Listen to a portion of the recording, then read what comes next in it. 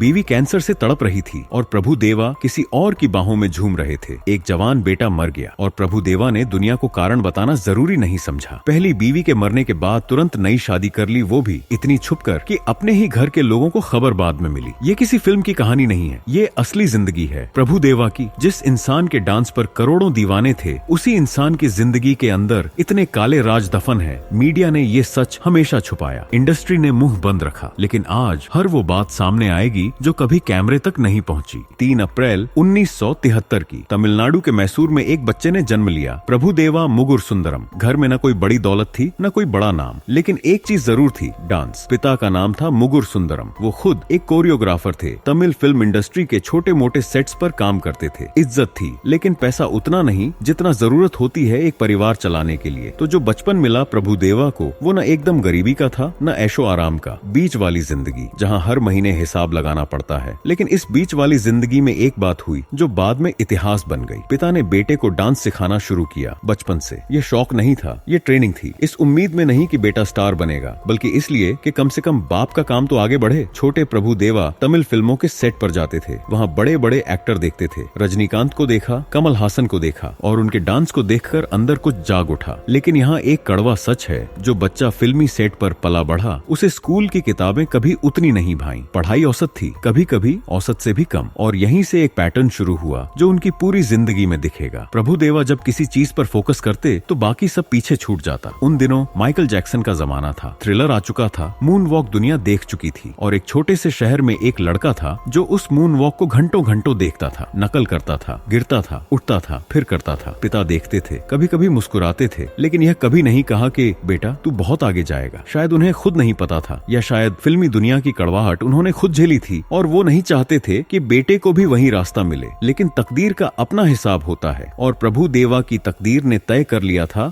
यह लड़का चैन से नहीं बैठेगा। उन्हें नहीं पता था कि वो जो रास्ता चुन रहे हैं वो उन्हें शोहरत तो देगा, लेकिन उसकी कीमत उनकी अपनी जिंदगी से वसूल होगी। चेन्नई, 1980 के दशक का आखिरी हिस्सा। एक लड़का जिसके पास कोई बड़ा नाम नहीं था, कोई गॉडफादर नहीं था, बस 2 पैर थे जो किसी के भी से बेहतर हिल सकते थे। प्रभु देवा ने शुरुआत की एक जूनियर डांसर की तरह, मतलब कैमरे के सामने नहीं, कैमरे के पीछे। भीड़ में एक चेहरा, जहाँ दिन भर पसीना बहाओ, शाम को थोड़े पैसे मिले और अगले दिन फिर वही। ये ग्लैमर नहीं था, ये मेहनत थी, कच्ची, बिना किसी गारंटी वाली मेहनत। इंडस्ट्री इनसाइडर्स का कहना है कि उन दिनों प्रभु देवा को कभी कभी पूरे दिन के काम के बदले इतने कम पैसे मिलते थे कि ठीक से खाना भी मुश्किल था। लेकिन वो रुके नहीं, और यही जुनून था जो उन्हें बाकियों से अलग करता था। धीरे धीरे लोग नोटिस करने लगे। छोटे कोरियोग्राफर्स ने उन्हें काम देना शुरू किया, फिर बड़े। फिर एक वक्त आया जब खुद डायरेक्टर उनसे पूछने लगे, और यहीं से शुरू होता है असली खेल। 1993 में एक फिल्म आई, करथला, तमिल फिल्म। इस फिल्म में प्रभु देवा ने ऐसा डांस किया जो पहले किसी ने तमिल सिनेमा में नहीं देखा था। बॉडी कंट्रोल, स्पीड, एक्सप्रेशन, सब कुछ एक साथ। तमिलनाडु ने पहली बार प्रभु देवा को गंभीरता से लिया, लेकिन असली धमाका होना अभी बाकी था। 1994, बॉलीवुड। नायक नहीं खलनायक हूँ, सुभाष घई की फिल्म खलनायक का वो गाना जिसने रातों रात एक नई सनसनी पैदा कर दी। संजय दत्त, माधुरी दीक्षित, बड़े बड़े नाम थे उस फिल्म में, लेकिन जिसने सबका ध्यान खींचा वो था एक कोरियोग्राफर, प्रभु देवा। उनके मूव्स देखकर लोगों ने कहा यह कौन है। मीडिया ने उनकी तुलना माइकल जैक्सन से की, और यह तुलना बॉलीवुड में उनका पासपोर्ट बन गई। लेकिन, और यह बड़ा लेकिन है, ये शोहरत जितनी जल्दी आई उतनी ही नई मुश्किलें भी लेकर आई। बड़े कोरियोग्राफर्स को खतरा महसूस होने लगा। जो लोग पहले दोस्त थे अब दूरी बनाने लगे। इंडस्ट्री में एक अनकहा नियम है, जब तुम छोटे हो सब प्यार करते हैं, जब तुम बड़े होने लगते हो दुश्मन खुद ब खुद बन जाते हैं। रिपोर्ट्स के मुताबिक कई बड़े प्रोड्यूसर्स ने शुरुआत में प्रभु देवा को साइन करने से मना किया, सिर्फ इसलिए कि वो नया था, अनजान था, और उनकी अपनी पसंद का आदमी नहीं था। लेकिन जब दर्शक किसी को प्यार करने लगते हैं तो प्रोड्यूसर्स की पसंद नापसंद खुद ब खुद बदल जाती है, और वही हुआ। 90 के दशक में प्रभु देवा ने एक के बाद एक हिट कोरियोग्राफी दी। मुकाबला, उर्वशी उर्वशी, पुष्पा पुष्पा, हर गाना एक घटना बन गया। फिर डायरेक्शन की तरफ कदम बढ़ाया, तमिल में पहले, फिर बॉलीवुड में। करियर चमक रहा था, नाम था, पैसा था, लेकिन घर में वो अंधेरा पल रहा था जिसके बारे में बाहर कोई नहीं जानता था। एक बीवी थी लैला, 3 बेटे थे, और एक दिन वो सब कुछ हिल जाएगा जब प्रभु देवा की जिंदगी में एक नाम आएगा, एक ऐसा नाम जो पूरे देश को पता है। और जिस दिन वो नाम सामने आया उस दिन से प्रभु देवा की असली कहानी शुरू होती है। करियर की रोशनी में नहाया हुआ एक इंसान, नाम था, पैसा था, शोहरत थी, लेकिन जब घर का दरवाजा बंद होता था तो उस रोशनी के पीछे एक ऐसी जिंदगी थी जिसके बारे में मीडिया ने कभी सच नहीं बताया। प्रभु देवा ने शादी की लैला से, एक शांत सीधी सादी औरत, न फिल्मी दुनिया से न किसी बड़े घराने से, बस एक आम इंसान जिसने सोचा था कि उसकी जिंदगी खुशहाल होगी। और शुरुआत में थी भी। 3 बेटे हुए, राहुल, विष्णु और अभिनय। घर भरा पूरा लग रहा था। बाहर से देखने वालों को लगता था यह आदमी सब कुछ पा चुका है, लेकिन कैमरे के पीछे का सच हमेशा अलग होता है। प्रभु देवा का करियर जैसे जैसे बड़ा होता गया, घर उतना ही पीछे छूटता गया। शूटिंग, कोरियोग्राफी, डायरेक्शन, एक के बाद एक काम। लैला घर में थी बच्चों के साथ, और प्रभु देवा थे हमेशा कहीं और। यह कोई बड़ा झगड़ा नहीं था, कोई नाटक नहीं था, बस एक धीमी धीमी दूरी थी जो हर रोज थोड़ी और बढ़ती जाती थी। और फिर 2008 आया। 2008 यह साल प्रभु देवा की जिंदगी का सबसे काला साल था। उनका सबसे बड़ा बेटा राहुल अचानक गुजर गया। उम्र थी बस कुछ साल। मौत के कारण के बारे में परिवार ने कभी कुछ खुलकर नहीं बताया। मीडिया ने पूछा, चुप्पी मिली। इंडस्ट्री ने पूछा, चुप्पी मिली। आज भी राहुल की मौत पर एक रहस्य की चादर पड़ी हुई है। एक बाप के लिए अपना बच्चा खोना, यह दर्द शब्दों में नहीं आता, लेकिन जो आगे हुआ वो और भी चौंकाने वाला है। राहुल के जाने के बाद लैला टूट गई अंदर से पूरी तरह। एक माँ जब अपना बच्चा खोती है तो वो दुनिया की हर खुशी से कट जाती है। लैला कट गई। और प्रभु देवा, इंडस्ट्री इनसाइडर्स का कहना है कि इसी दौर में प्रभु देवा का घर से ध्यान और भी कम होता गया। काम बढ़ता गया, बाहर की दुनिया बड़ी होती गई। अब आता है कहानी का सबसे दर्दनाक हिस्सा। 2009 से 2010 के आसपास लैला को पता चला उन्हें कैंसर है। कैंसर, वो बीमारी जो धीरे धीरे इंसान को अंदर से खोखला कर देती है। एक औरत जो पहले ही अपने बेटे की मौत का गम झेल रही थी, अब अपनी खुद की बीमारी से लड़ रही थी। और इसी वक्त, इसी दौरान बाहर एक नाम सुनाई देने लगा, नयनतारा। रिपोर्ट्स के मुताबिक जब लैला अस्पताल के चक्कर लगा रही थी, उसी दौरान प्रभु देवा और नयनतारा के चक्कर की खबरें तमिल मीडिया में आग की तरह फैल रही थी। अब सवाल यह है, क्या यह सच था? क्या एक बीमार बीवी के होते हुए प्रभु देवा किसी और के साथ थे? इसका जवाब खुद प्रभु देवा ने कभी नहीं दिया, लेकिन जो हुआ उसके बाद वो सब कुछ बता देता है। लैला ने 2013 में इस दुनिया को अलविदा कहा, कैंसर से, अकेले। जिस आदमी से उसने जिंदगी भर का साथ मांगा था,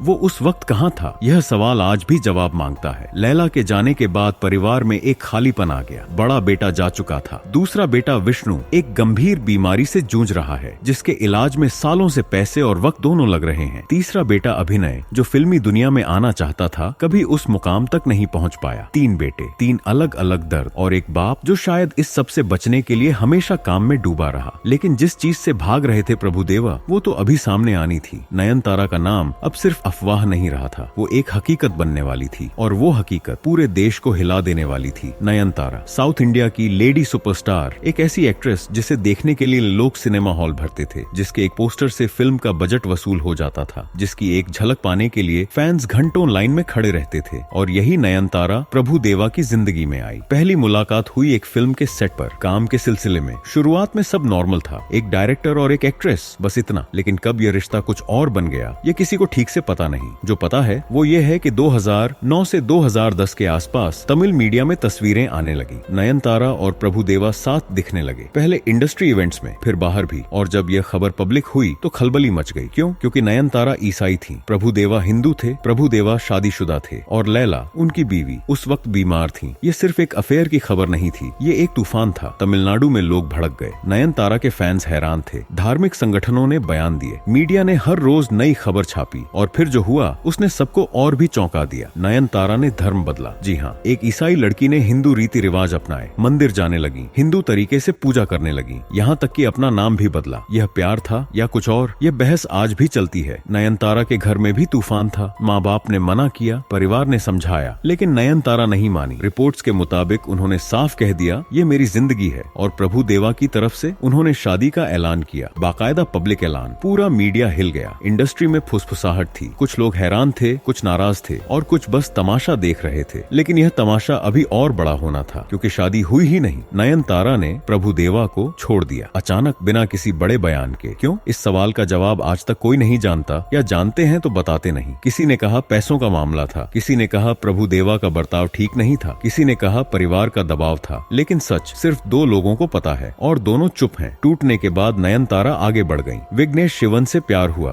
2022 में शादी हुई। आज वो साउथ की सबसे बड़ी स्टार हैं, खुश हैं, सेटल हैं। और प्रभु देवा, वो उस टूटन के बाद एक अलग ही इंसान बन गए। जो अगला कदम उन्होंने उठाया वो इतना चौंकाने वाला था कि खुद उनके करीबी भी हैरान रह गए। दोस्त, अगर आप वीडियो के इस हिस्से तक आ ही गए हैं तो वीडियो को लाइक करके चैनल सब्सक्राइब जरूर कर दीजिएगा। नयनतारा जा चुकी थी, लैला जा चुकी थी, घर में सिर्फ 2 बेटे थे, एक बीमार, एक गुमनाम, और प्रभु देवा थे अकेले। या तो वो अकेले थे क्योंकि क्योंकि 2021 में एक खबर आई जिसने सबको हिला दिया। प्रभु देवा ने शादी कर ली फिर से, और ये शादी इतनी चुपचाप हुई, इतने गुपचुप तरीके से कि मीडिया को बाद में पता चला, इंडस्ट्री को बाद में पता चला, और कहा जाता है कि खुद परिवार के कुछ लोगों को भी बाद में पता चला। नाम है नर्मदा, कर्नाटक की लड़की, न फिल्मी दुनिया से न किसी जानी पहचानी फैमिली से। उम्र का फर्क, प्रभु देवा 2021 में थे 48 साल के। नर्मदा की उम्र को लेकर कोई पक्की जानकारी सामने नहीं आई। यही सबसे बड़ा सवाल है। मीडिया ने पूछा, जवाब नहीं मिला। इंडस्ट्री ने पूछा, चुप्पी मिली। जब इतनी चुप्पी हो तो सोचने पर मजबूर होना पड़ता है। शादी की कोई बड़ी सेरेमनी नहीं थी, कोई रिसेप्शन नहीं था, कोई इंडस्ट्री इनवाइट नहीं था। बस एक दिन खबर आई, शादी हो गई। रिपोर्ट्स के मुताबिक तमिल इंडस्ट्री में इस शादी पर जो सबसे बड़ी बात नोटिस की गई वो यह थी कि किसी ने बधाई नहीं दी। एक दो लोगों ने फॉर्मेलिटी निभाई, बाकी खामोश। ये खामोशी बहुत कुछ कह रही थी। अब आता है सबसे दर्दनाक हिस्सा, लैला के परिवार की, यानी प्रभु देवा की पहली बीवी के मायके वालों की क्या प्रतिक्रिया थी। उन्होंने भी चुप्पी साधी, लेकिन यह चुप्पी माफी की नहीं थी। जो लोग लैला को जानते थे उनका कहना है कि यह खबर सुनकर कई लोगों की आंखें भर आईं। एक औरत जो कैंसर से लड़ते हुए मरी, उसके जाने के कुछ साल बाद उसके शौहर ने चुपचाप दूसरी शादी कर ली। और बेटे विष्णु जो खुद बीमार है, उसने कभी पब्लिकली कुछ नहीं कहा। अभिनय जो फिल्म इंडस्ट्री में आना चाहता था, उसने भी कोई बयान नहीं दिया। यह चुप्पी हर तरफ से खुद एक कहानी है, और अभी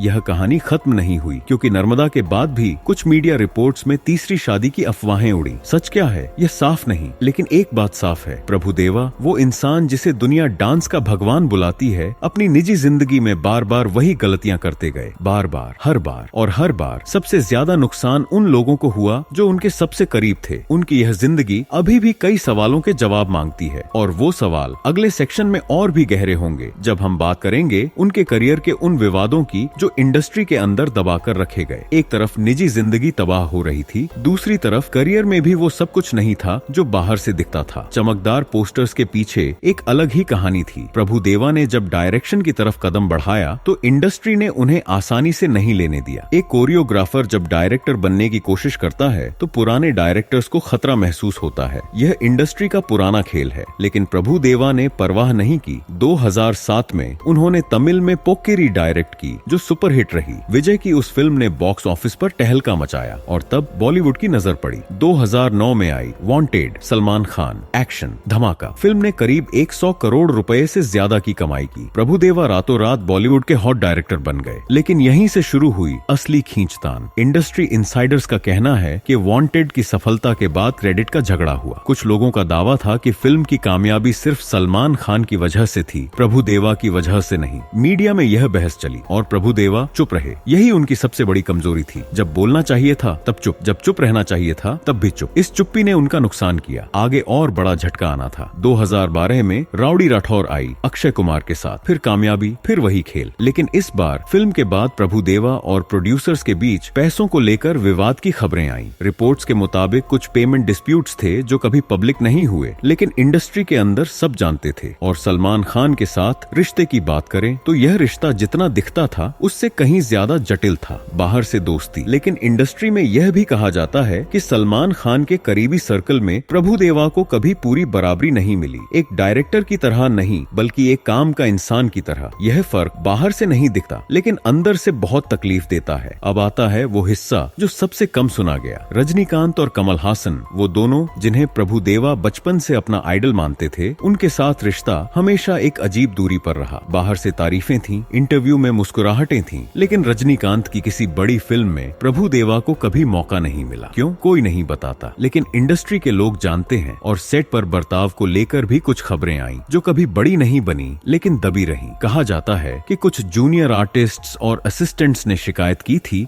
कि प्रभु देवा का व्यवहार सेट पर कभी कभी ठीक नहीं होता था। यह वो सच है जो कैमरे के पीछे बंद रहा। और जब यह सब एक साथ देखो, निजी जिंदगी की तबाही, इंडस्ट्री की खींचतान, क्रेडिट के झगड़े, तो समझ आता है कि प्रभु देवा का करियर क्यों धीरे धीरे उस मुकाम से नीचे आता गया जहां वो एक वक्त थे। लेकिन करियर से भी बड़ा दर्द घर में था। वो दर्द जो 3 बेटों की शक्ल में था, और जिसके बारे में प्रभु देवा ने कभी खुलकर नहीं बोला। कहते हैं कि एक बाप की सबसे बड़ी दौलत उसके बच्चे होते हैं। प्रभु देवा के पास 3 बेटे थे, और तीनों ने अलग अलग तरीके से उनसे दूर हो गए। पहला दर्द, राहुल, सबसे बड़ा बेटा, 2008 में गुजर गया। उम्र इतनी कम थी कि दिल मानने को तैयार नहीं होता। मौत की वजह को लेकर परिवार ने हमेशा चुप्पी साधी। मीडिया ने कई बार पूछा, कोई जवाब नहीं आया। यह चुप्पी खुद एक जवाब है। एक बाप जिसने अपना पहलौठा बेटा खोया, वो दर्द कितना गहरा होगा यह सोचकर भी रूह कांप जाती है। लेकिन इस दर्द के बाद भी जो फैसले प्रभु देवा ने लिए वो दुनिया ने देखे। दूसरा दर्द, विष्णु, दूसरा बेटा जो आज भी एक गंभीर बीमारी से जूझ रहा है। बरसों से इलाज चल रहा है, पैसे लगे, वक्त लगा, लेकिन जब प्रभु देवा ने दूसरी शादी की तो सवाल उठा कि विष्णु की देखभाल कौन कर रहा है? नई बीवी, पुराने रिश्तेदार या कोई और? इस सवाल का जवाब आज तक नहीं आया। और यह सवाल हर उस इंसान के मन में उठता है जो एक बाप से यह उम्मीद रखता है कि वो अपने बच्चे के लिए सब कुछ छोड़ सकता है। तीसरा दर्द, अभिनय। तीसरा बेटा जो फिल्मी दुनिया में आना चाहता था, बाप का नाम था, बाप के कनेक्शन थे, सब कुछ था, लेकिन वो मुकाम नहीं मिला जो मिलना चाहिए था। क्यों? क्योंकि जब घर टूटा हुआ हो, जब माँ जा चुकी हो, बड़ा भाई जा चुका हो, दूसरा भाई बीमार हो, तो एक बच्चे के अंदर जो टूटन होती है वो उसे कहीं का नहीं छोड़ती। अभिनय उसी टूटन का शिकार है। 3 बेटे, 3 अलग दर्द और एक बाप जिसने शायद कभी पीछे मुड़कर नहीं देखा। यह सच है जो मीडिया ने कभी इतने करीब से नहीं दिखाया। और अब एक आखिरी सवाल, आज 2026 में प्रभु देवा कहाँ है? वो इंसान जिसे एक जमाने में माइकल जैक्सन से तुलाया जाता था, वो इंसान जिसके एक डांस मूव पर पूरा स्टेडियम झूम उठता था, वो इंसान जिसकी एक फिल्म 100 करोड़ कमाती थी, आज वो कहाँ है? नर्मदा के साथ एक शांत जिंदगी जी रहे हैं, बाहर बहुत कम दिखते हैं, सोशल मीडिया पर लगभग गायब हैं, साउथ में काम कम हो गया, बॉलीवुड में भी वो पहले वाली पकड़ नहीं रही। क्यों? क्योंकि इंडस्ट्री आगे बढ़ गई, नए डांसर आ गए, नए कोरियोग्राफर आ गए, और जो इंसान एक वक्त ट्रेंड सेटर था वो धीरे धीरे पीछे छूट गया। रिपोर्ट्स के मुताबिक 2025 से 2026 में कुछ छोटे प्रोजेक्ट्स आए, लेकिन वो पहले वाला धमाका नहीं था। जिस डांसर ने उर्वशी से देश को दीवाना बनाया था, उसे आज की नई पीढ़ी सिर्फ यूट्यूब क्लिप्स में जानती है।